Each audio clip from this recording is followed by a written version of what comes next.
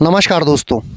आपने अक्सर बाज़ार में देखा होगा कि यदि कोई 10 रुपए का आइसक्रीम भी खरीद रहा है तो भारत में वो यूपीआई से पेमेंट कर रहा है, वो फ़ोनपे से पेमेंट कर रहा है या वो गूगल पे से पेमेंट कर रहा है।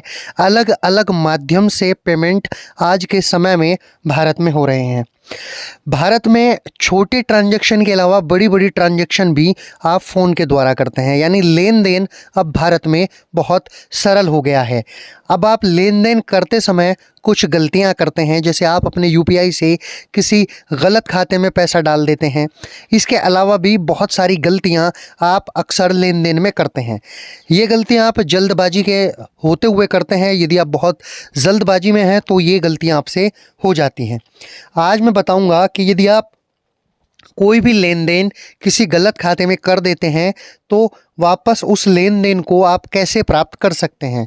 यानी यूपीआई के माध्यम से आपको किसी खाते में पैसा डालना है पर उसके बदले आप किसी गलत खाते में पैसा डाल देते हैं, तो उसके लिए आपको कुछ स्टेप फॉलो करने होंगे जिससे आपका पैसा आपको वापस मिल सके।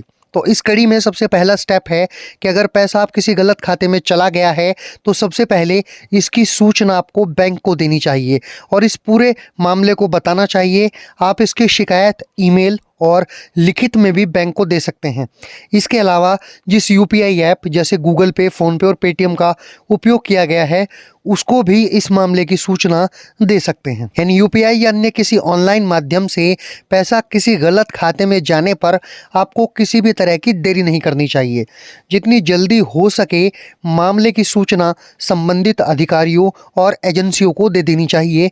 इससे आगे की कार्यवाही जल्दी होती है और आगे की कार्यवाही में आपको मदद मिलती है। बैंक यूपीआई से पैसा गलत खाते में चले जाने पर कोई कार्यवाही करने में विफल होता है तो आप इसकी शिकायत बैंकिंग लोकपाल से कर सकते हैं।